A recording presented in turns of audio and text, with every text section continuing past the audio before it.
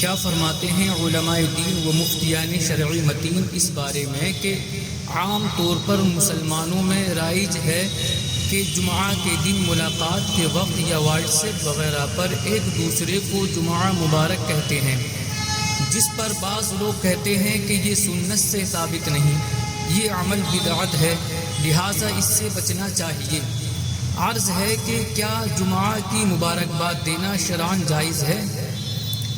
بسم اللہ الرحمن الرحیم۔ الجواب بعون الملک الوہاب، اللہم ہدایت الحق والصواب۔ جمعہ کے دن ایک دوسرے کو مبارکباد دینا شرعی طور پر بالکل جائز بلکہ ایک اچھا عمل ہے۔ اس حکم کی تفصیل کچھ اس طرح سے ہے۔ نمبر 1، جمعہ عام دنوں کی طرح نہیں بلکہ یہ سب دنوں کا سردار ہے، اور حدیث مبارک میں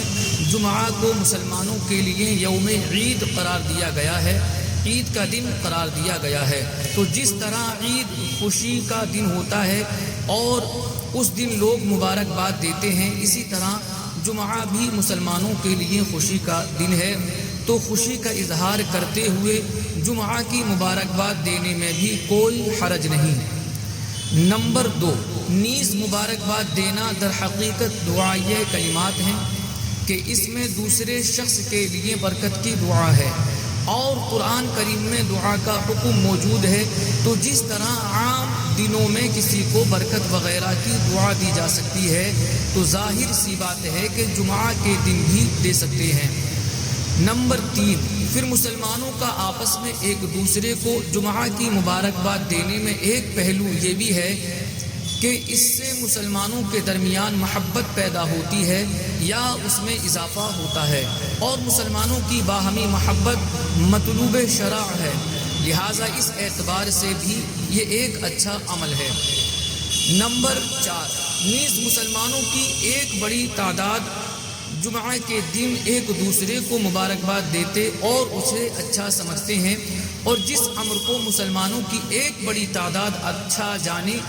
وہ اللہ تعالیٰ کے نزدیک بھی اچھا ہے، جبکہ وہ اصول شرع کے مخالف نہ ہو، اور جمعہ کے دن مبارکباد دینے کا معاملہ بھی ایسا ہی ہے۔ تو بالجملہ جمعہ کے دن مبارکباد دینے کی ممانعت پر کوئی شرعی دلیل نہیں ہے،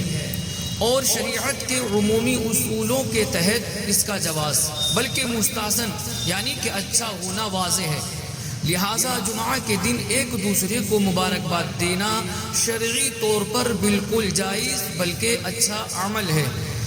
مطلق دعا کرنا قرآن کریم کا حکم ہے۔ اللہ تعالی ارشاد فرماتا ہے، اجیبوا دعوت الداعی اذا دعان، یعنی دعا قبول کرتا ہوں پکارنے والے کی جب مجھے پکارے۔ ایک اور مقام پر ارشاد فرمایا، ادعونی استجب لکم، مجھ سے دعا کرو میں قبول کروں گا۔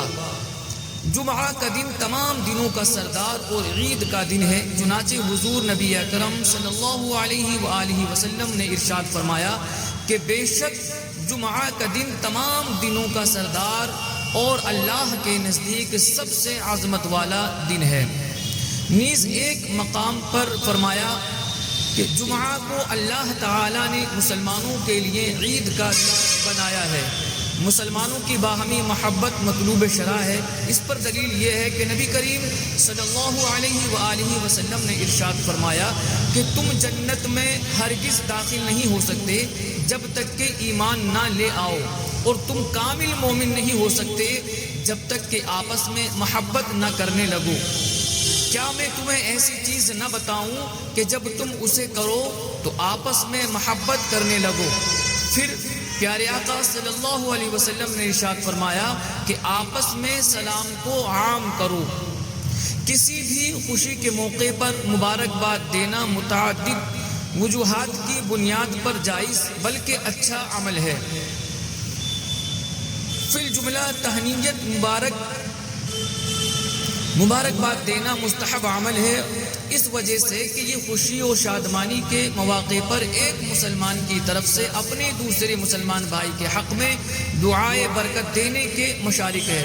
اور اس وجہ سے کہ اس میں باہمی مسلمانوں میں محبت، رحم دلی اور نرمی کا پہلو پایا جاتا ہے۔ اور تحقیق قرآن کریم میں جو بھی نعمت ملے اس پر مومنین کے لیے تہنیت کے الفاظ وارد ہوئے ہیں،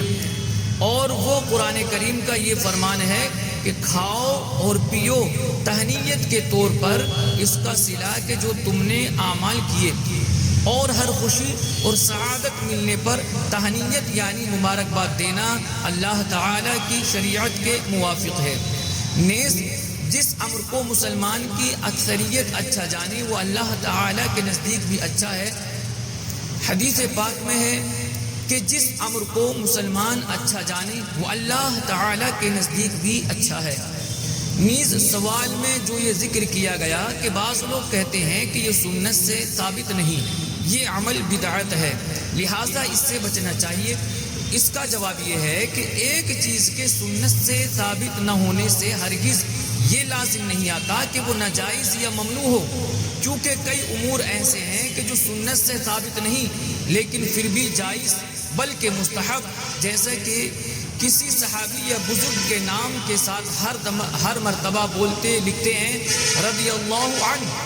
یا رحمت اللہ علیہ لگانا سنت سے نہیں لیکن ناجائز بھی نہیں بلکہ علماء نے اسے مستحب قرار دیا ہے۔ تنویر الابصار میں ہے کہ صحابہ اکرام کے اسماء کے ساتھ رضی اللہ عنہ اور تابعین اور ان کے بعد کے علماء و صلحاء کے لیے رحمت اللہ علیہ کا استعمال مستحب ہے۔ اور یاد رہے کہ کسی عمل کا بدعت ہونا بھی اس کے ناجائز ہونے کی دلیل نہیں، بلکہ بدعت وہ ممنوع ہوتی ہے کہ جو اسلام کے کسی اصول سے ٹکرائے یا سنت کو ختم کرنے والی ہو، جبکہ جمعہ کے دن مبارکباد دینا اسلام کے کسی اصول سے ٹکرانے والا یا کسی سنت کو ختم کرنے والا نہیں ہے۔ کہ نبی پاک صلی اللہ علیہ وآلہ وسلم نے ارشاد فرمایا کہ جس نے اسلام میں کوئی نیا کام ایجاد کیا اس کے بعد اس پر عمل کیا گیا تو جس نے اس پر عمل کیا اس کی مثل اسے، یعنی جس نے وہ کام ایجاد کیا ہے اس کو بھی اجر دیا جائے گا اور ان کے اجر و ثواب میں کوئی کمی نہیں ہوگی۔ اور جس نے اسلام میں کوئی برا کام نکالا اس کے بعد اس پر عمل کیا گیا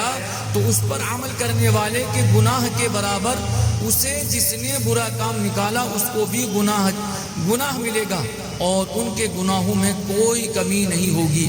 ایک دوسری حدیث پاک میں ارشاد ہوتا ہے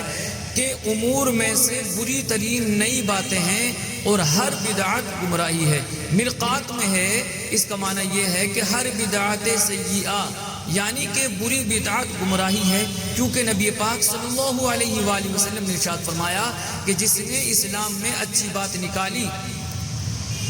اس کے بعد اس پر عمل کیا گیا تو جس نے اس پر عمل کیا اس کی مثل اسے جس نے وہ کام ایجاد کیا ہے اس کو بھی اجر دیا جائے گا۔ تو اس سے مراد یہ ہے کہ وعید بری بدعت کے بارے میں ہے، ورنہ اچھی بدعت کا ثبوت دوسری حدیث پاک میں موجود ہے۔ علامہ ابن حجر عسقلانی علیہ الرحمہ فرماتے ہیں کہ امام شافعی علیہ الرحمہ نے ارشاد فرمایا کہ بدعت دو اقسام پر مشتمل ہے۔ نمبر ایک بدعت محمودہ یعنی بدعت حسنہ،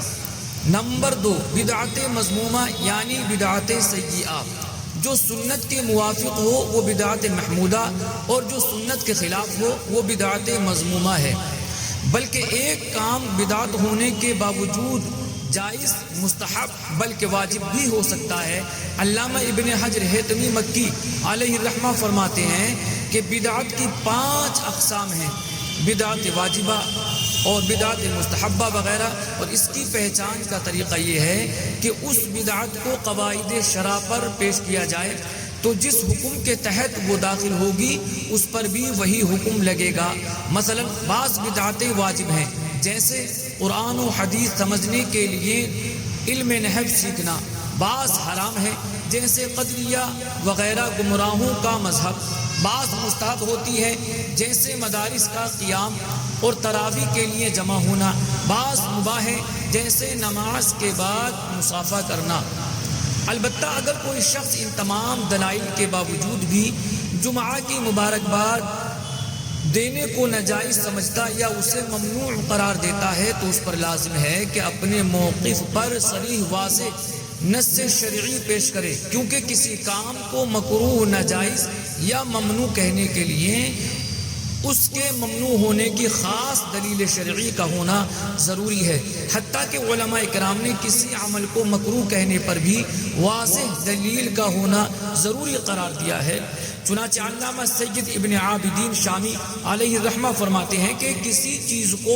مکروہ کہنے کے لیے اس کے مکروہ ہونے پر خاص دلیل کا ہونا ضروری ہے۔ اور یہ بات ذہن نشین کر لیں کہ مختلف مواقع پر مسلمانوں کے درمیان رائج مبارکباد دینے کے بارے میں امام جلال الدین سیوطی علیہ الرحمہ نے ایک مکمل رسالہ بنام وصول الامانی باصول التہامی تحریر فرمایا ہے۔